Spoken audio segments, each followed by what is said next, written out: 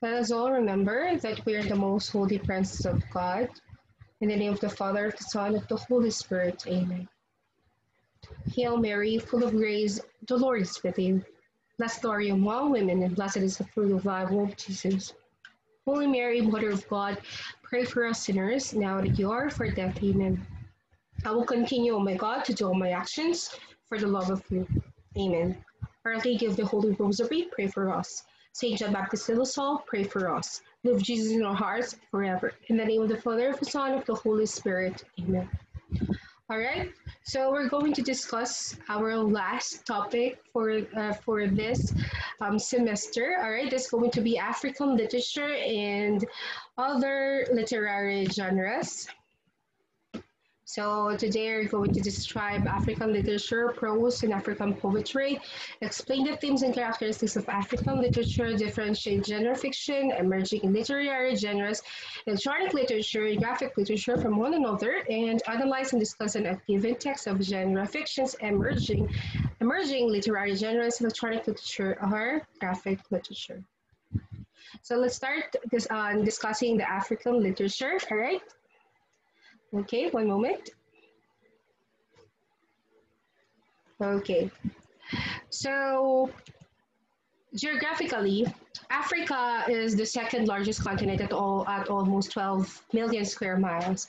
It houses a variety of ethnic groups, and there are more than 1,000 of languages, which makes Africa a multicultural continent.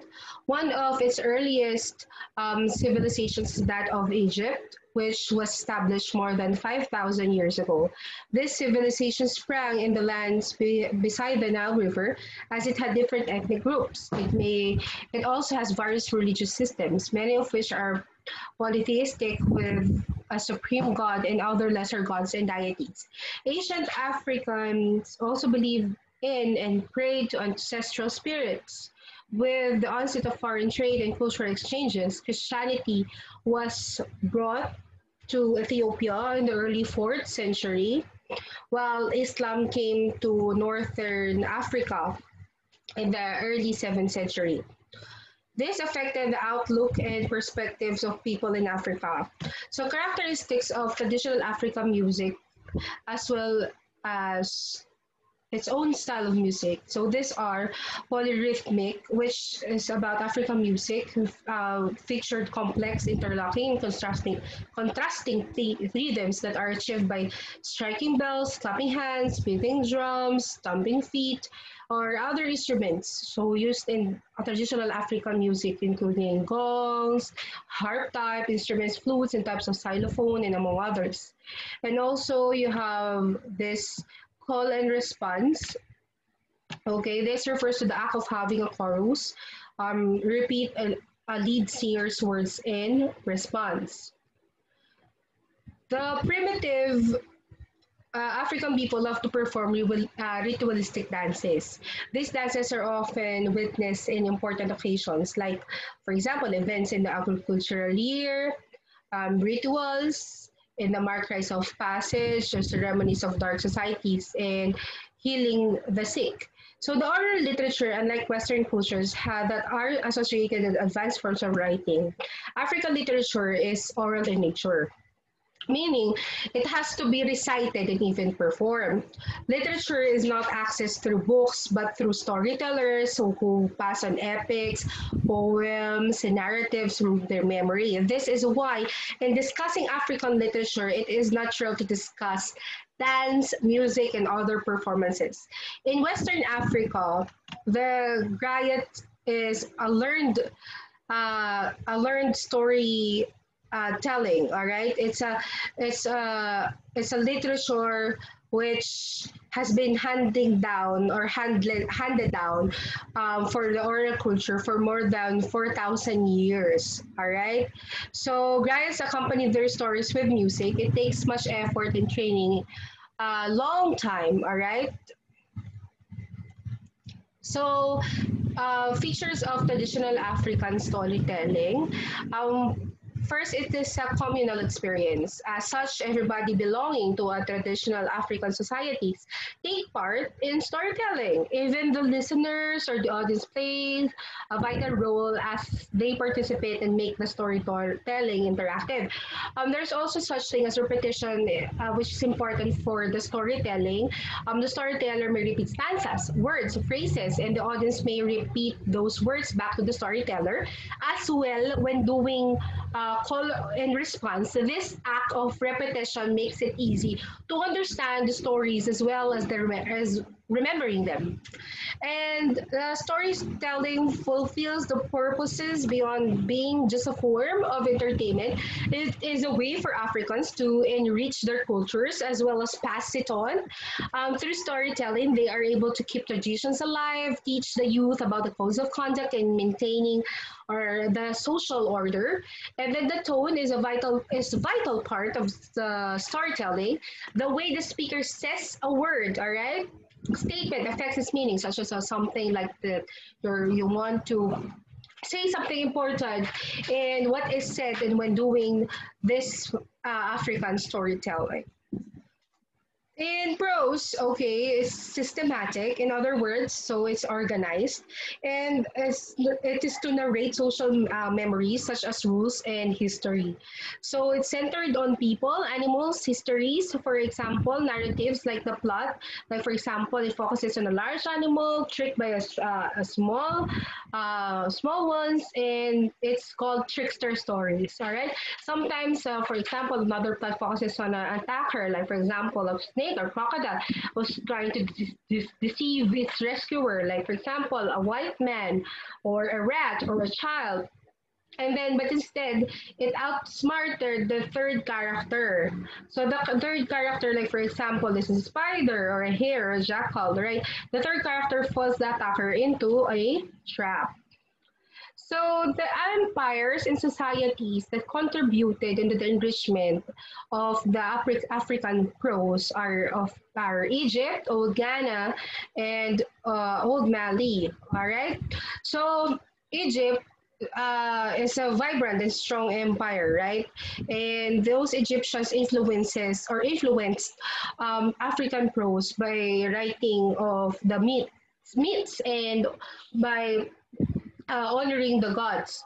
And of course, contributions of the early writing, which is hieroglyphics. And in terms of Old Ghana, the powerful and affluent kingdom that derives its riches from the trade of salt and gold. And Old Mali overtook Old Ghana for supremacy. All right.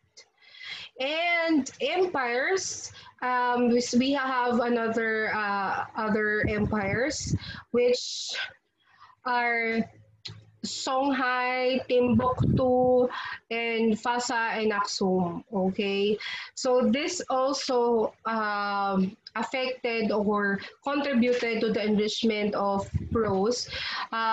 It is this great kingdoms and cities are also because they serve as a major trading center, especially the Timbuktu, which is a home to libraries which has collection of books, and with the Fasa and Aksum, which are the civilized societies which influence cultural formations. Okay, both not only in Africa, but also in the East India and west of Rome. And there is what you call oral traditions, which are prominent during that time called dilemma tale and chain tale or cumulative tale. Okay, dilemma is a moral tale that has or do not have ending and invites to audience judgment, their own judgment, and it's intended to discuss or to open up a new discussion about the moral issue. Well, a cumulative tale is formulaic, which means that it has a pattern.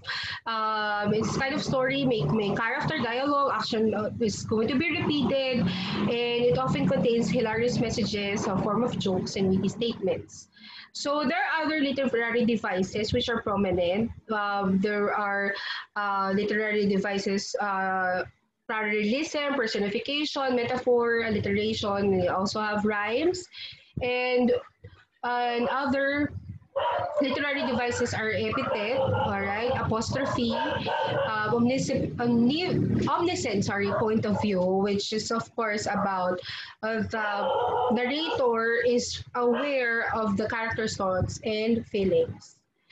So these are the authors who are prominent during the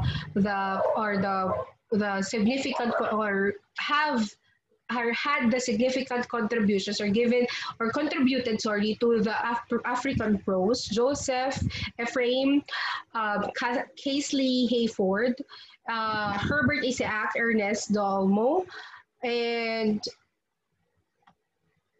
Ngugi wa Thiong'o, Chinua Achebe.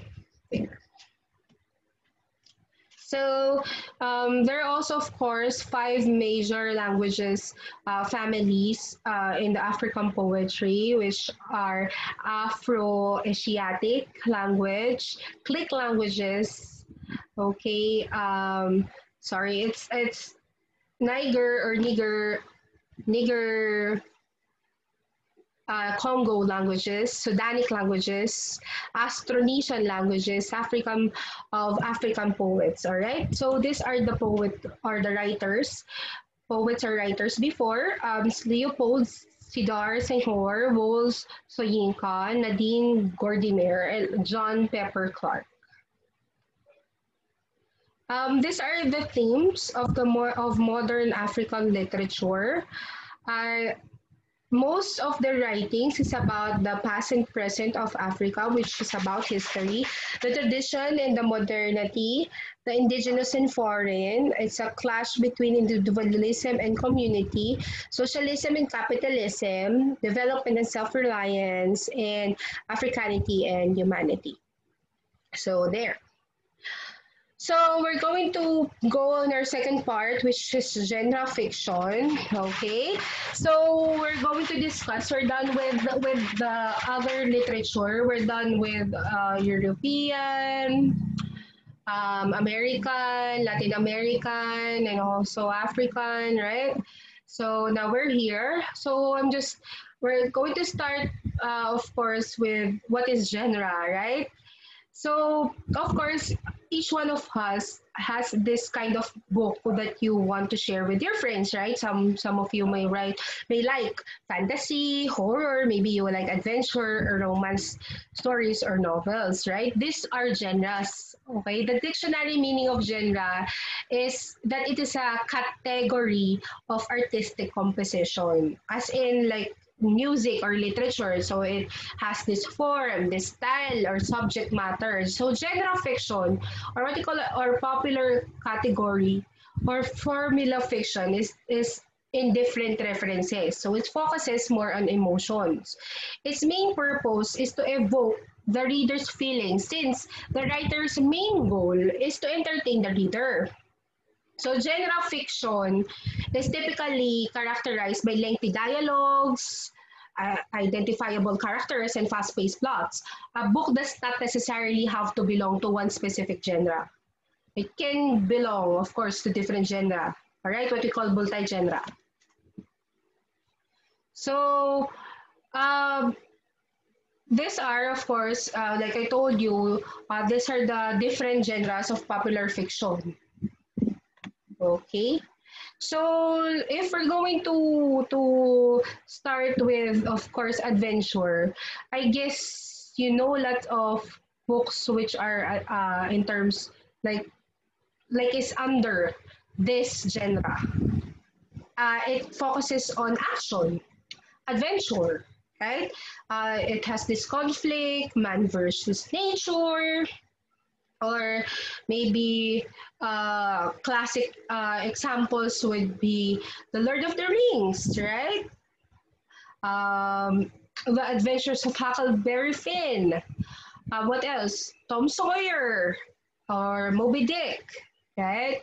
So what about fantasy? So fantasy, the genre, the plot, the setting, and the theme showcases magic, and characters may include, of course, mythological and new mythological beings. Of course, very popular is Harry Potter, right? And the Percy Jackson series. Historical is significant or recognizable point of history. Some characters may be historical figures. However, the dialogues, setting, plot are fictional. Most historical fictions are political in tones. Undertone, sorry. Popular examples of historical fiction as Arthur Golden's Memoirs of Geisha. Uh, ano pa ba? Uh, the book The Book Thief ni Marcus Zusak. Uh, what else? The movie Shakespeare in Love is a historical fiction that gives a creative account of William Shakespeare's love affair while writing Romeo and Juliet. Korean dramas, if we talk about that, they have their own classification of historical dramas that are collectively called ang tawag yata nila is, tama ba ako, Sejok dramas. Like for example, Jewel in the Palace, Empress Ki, Love in the Moonlight. There are examples of historical dramas which are in the Korean culture naman. Horror naman, this is going to be the triggers the reader's fear. Often the writer creates an atmosphere, of course, who are going to be dread throughout the most of the whole story. The strategy of the author ranges from, of course, supernatural to psychological, right? Some horror stories, merong monsters yan, involve blood, gore, to instill fear among the readers. So classical horror novels include sino bang di may kilala ng Frankenstein ni Mary Shelley, right? Dracula ni Bram Stoker. Ano pa ba? Ano pa? H.P. Lovecraft, di ba is known as a master of horror ng 20th century for writing popular horror novels such as The Dreams of the Witch House. Siya din nagsulat ng The Whisperer in Darkness, tsaka yung Mountains of Madness. So, popular contemporary horror authors, sino mo hindi may kilala kay Stephen King, right?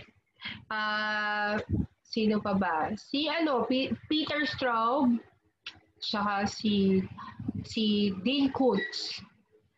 So, pagdating naman sa mystery and detective, so kaya siya, may element siya sa crime, may unresolved issue, and then until meron pa rin kahit nandun na sa ending or at the end of the narration, may mystery pa rin which involves na may struggle about that certain characterization to solve the mystery or the crime.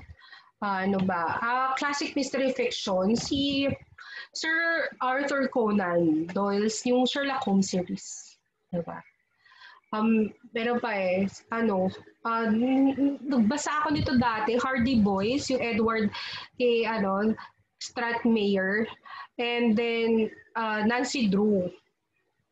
Oo, yun ang uso dati which are mystery fiction novels, which are very popular during my time. Yung popular hit American TV series, which CSI, it belongs on this genre since of course mystery naman yung set niya. Beginning of each episode will be solved in the end. Ba't wala ditong romance? Of course, romance. May romance too deep. Hindi ko yata na ilagay, I'm sorry. But romance, of course, romance is a genre, still a genre, which focuses on the love between a man and a woman. It has two main elements: central love story, an emotional, satisfying, optimistic ending. Most works of romance fictions are told in the point of view of female. Diba? May female protagonist, and then the plot of the genre conflict may hinder about their relationship and the characters until the conflict is resolved. So classic romance literature are, of course, Pride and Prejudice, Sensibility, Jane Eyre, diba? Yan. Ang mga kilala nyo kasi, syempre, Nicholas Sparks, The Notebook. Science fiction naman involves science and technology. Most science fiction are robots, chemicals, evolution. Science is about future, it's about abuse of nature, overuse of technology, and then it's going to create a human attitude in the present time, of course, and how it affects the future of how we use our resources, all right? So, ano ba? H.G. Wells, the War of the Worlds, Time Machine, ayan, classic example yan. Movies like Jurassic Park, Matrix, District 9, yan. Back to the Future, Planet of the Apes. Ayun, considered yun a science fiction. Young adult, in genre na to, specifically written from, of course, kaya nga young adult is going to be readers from 12 to 17. Most of the books in this genre involve characters who are said, of course, yung mga usual nyo na. Kasi nandiyan kayo di ba? Tama ba ako? Fault in Our Stars, novel yun, kay John Green, before it became a movie.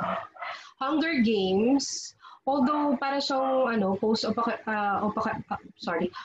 para siyang, apocalyptic theme, para siyang ganun. Pero it still involved with, naman siya, para siyang Harry Potter, parang siya kasamahan nun. Right? Yun yung mga naiintindihan nyo ng mga novels for today, which you can relate with. So it does not mean, like sinabi ko nga kanina, like Harry Potter will be under, pwede nga siyang maging iba-ibang genre. Hindi naman porke sinabi mong adventure siya, it's just an adventure. Can be fantasy as well, can be historical din. It depends on what specific, kung ano siya. Pero still, meron kasing prominent, there's a prominent theme para masasabi mo sa isang libro na yun na talagang, okay, prominent dito talaga is romance, yung gano'n. Anyway, so merong new and emerging literary genres, fan fiction, flash fiction, meta fiction, slipstream. Okay. So, these methods deviate traditional writing in these genres. Like for example, fan fiction. Ano ba yan? Fanfic nga ang tawag siya. Emerging literary genre which are popular on social media, especially people, pag follow niyo yung television shows and movies. And then the genre got its name from its creators and fans.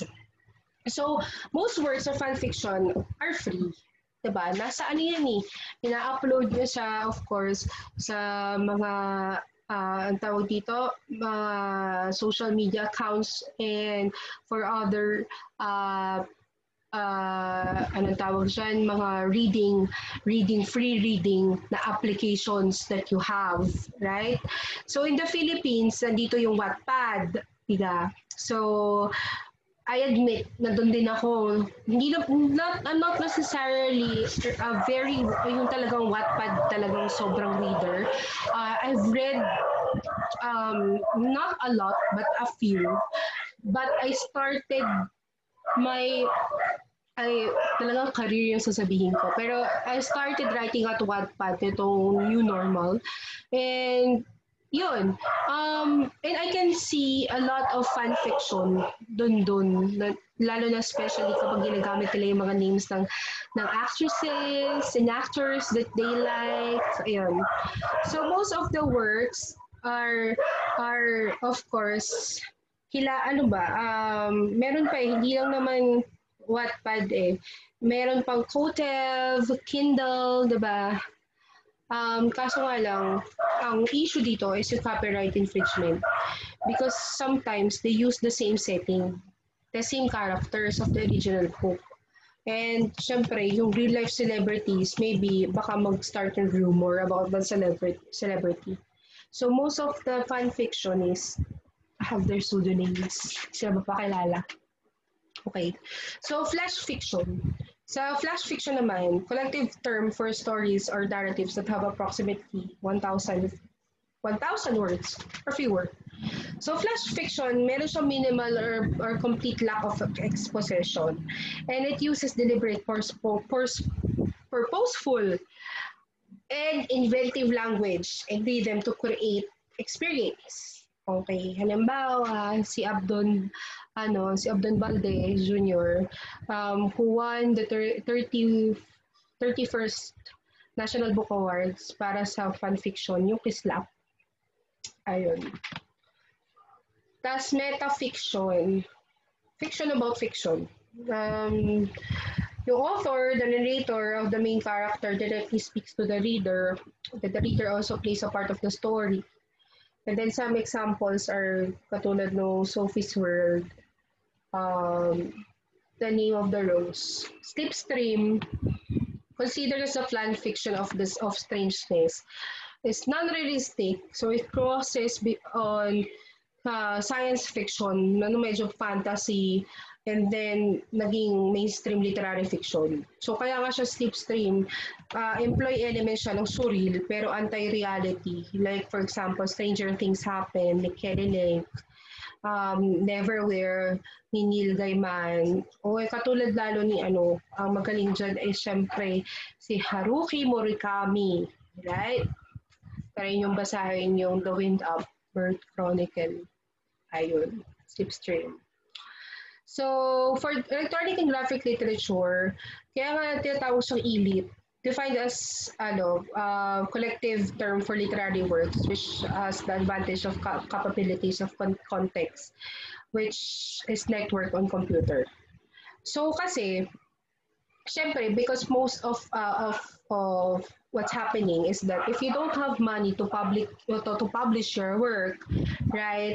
If you're not into parang hindi mo kaya mag-print ng format, edi syempre dito na lumabas itong electronic and graphic literature, which is not for printing. It's designed experience digitally. Graphics, animation, games, quests, sounds, pero paid din yung iba, di ba? Lalo na sa graphics. So, it's different. However, electronic literature ay different sa e-books. Bakit? Sa e-book, na-publish na talaga yung ginawang e-book. Sa electronic literature, kasi ang e-book, digital version siya ng paperbacks. Pero sa electronic literature, dito mo lang talaga siya makikita. Graphic talaga siya. So, kinds of electronic literature, digital fiction. Yan. Digital fiction are read from the computer, tablet, smartphone. So pwedeng app-based. Fictions contains hyperlinks, sound effects, mini-games, moving images. Ay, masaya, di ba? And readers may take an active role in digital fictions. Pwede nilang may direct course of the story, choose mo yung hyperlink, controlling characters, adventure requests.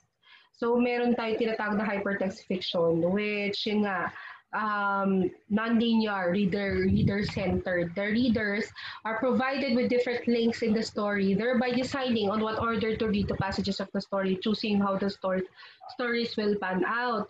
So in some hypertext works, the readers can even add their own version of the story, which allows different cuts. O, diba? Maganda yan. Example dito si Douglas Cooper's Delirium. No, nakaka-allow sila ng the reader to navigate for parallel stories. O diba, during my time, choose your own adventure, ganun lang yan. Pero during your time, may simulated environment na kayo. Meron na kayong iba-iba na pwede nyong gawin. Pero ito nga yung tinatawag na interactive fiction, yun yung sinasabi ko. Mas lalo to, because It's a fiction which is going to be role-playing, RPG. Maganda to kasi it will control the story and how it will develop, which has many storylines and many endings. Diba? Sample yan 80 days, an adventure based on the 80 days of Jules Verne's. Yun. And then, tinatawag na digital poetry. Ito yung, sinabi mo digital poetry, form siya ng electronic literature that can be accessed to a computer, ganun ulit, tablet, syempre, smartphone, and pwede rin internet, digital video or film. So may hypertext poetry tayo tinatawag. This type of digital poetry is characterized by links within a word or phrase in a line. It's linked to another page which describes and elaborates the idea of conveyed to the poems. O, diba? Pag tinlik mo, again, it's characterized, sabi nga, meron lalabas, kaya nga siya linked. And some hypertext poems, so ang meron na link doon is visual images and sounds. Okay. Sa maganda dito is yung hypertext version ng The Love Song of Alfred Prufrock, which you're going to enable yung experience mo, which has the photos, website contents for that specific poem. And then for ito yung hypertext. And for interactive poetry, diba? Masaya din yan, mas lalong na. Because for interactive poetry, you allow the reader to contribute to the content of poem. So readers can now collaborate to work together to create a poem or interact with it. So para din siya nung kaninang sinabi ko. Okay.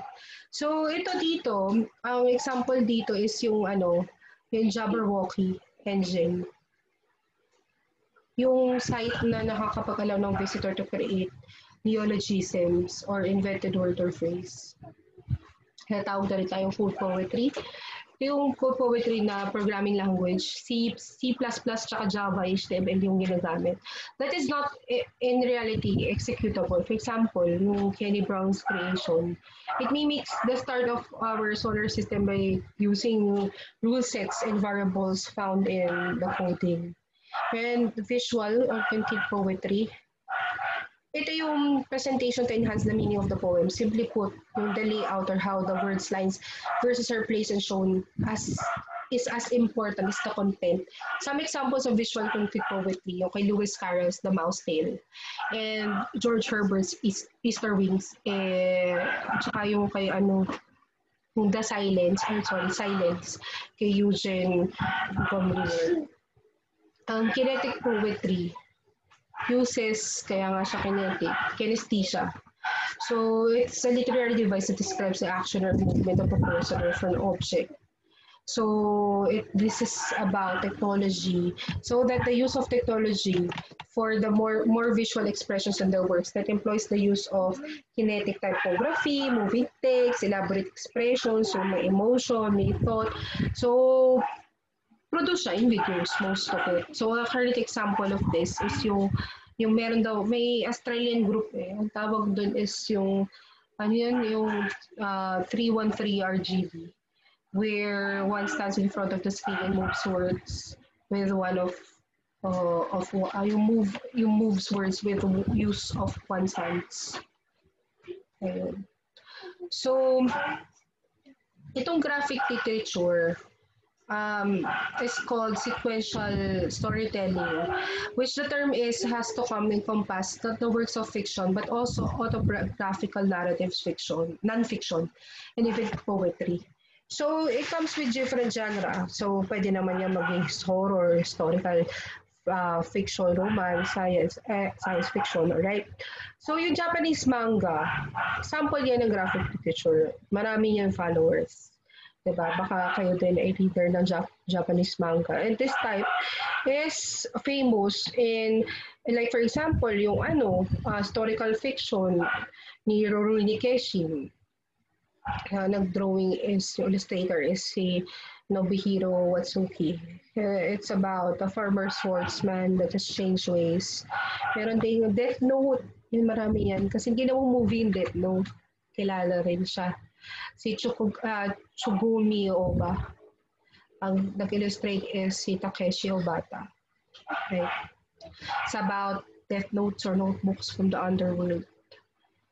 Kilala akong friend na mahilig dito sa Death Note eh. But anyway, graphic novels, famous example nito, yung novelist ni si Alan Moore, who wrote yung V for Vendetta, at saka yung Watchmen. Neil Gaiman, famous siya for the Sandman series. Meron naman kasi makikita kayong political undertone. Tsaka malimit, merong critic about nature, about society. Ang Filipinos, nag-venture rin siya into writing graphic novels. Yung example nun, yung Filipino Heroes League ni Pablo Fabregas. And yung ang Subversivo, in-adapt by Adam David. Ang nag-illustrate is si Marvin Malonzo. So the distinction between graphic novels and comic books ay medyo hindi pa natin masyadong na-define. Pero in general view, graphic novel, binabasa siya like a book. And it tells one story from the beginning to the end. Whereas, yung comics kasi are periodicals, such as graphic novels that are often longer, tapos may complex storyline. So, comic strips in the Philippines, comics, meron naman tayo, may marami, no? But being periodicals, comics are released in serial format. May short, numerous adventure stories. So, pag sinabi natin comic book, kilalang-kilala yung famous cartoonist natin in the Philippines, si Apolonio Paul Medina Jr. Ano, kinreate? Yung Pugad Baboy, diba? Si Jess Abrera, famous din yan sa creations niya na yung Alipin, Lipin, and Pinoy nga. Which yan ay lumalabas sa Philippine Daily Inquirer. Yung kanyang anak, si Sir Manik Sabrera, famous din yan sa comic strips compilation, yung Kiko Machine Comics. So, meron din siyang volumes of books, Kiko Machine Comics. Marami nagbabasa na college students yan. Because it's about them, their struggles, their lives. Okay? All right. So I think this is the end of our lesson. Okay. Questions, clarifications. I'm available. You just have to send me a message. All right. So let us all remember that we're in the most holy presence of God. In the name of the Father, the Son, and the Holy Spirit. Amen. Glory be to the Father, and to the Son, and to the Holy Spirit, as it was in the beginning, is now, and ever shall be, world without end. Amen. I will continue, my God, to do all my actions for the love of you. Amen. Our Lady of the Holy Rosary, pray for us. Saint John Baptist of the South, pray for us. Live Jesus in our hearts forever. In the name of the Father, Son, and the Holy Spirit. Amen.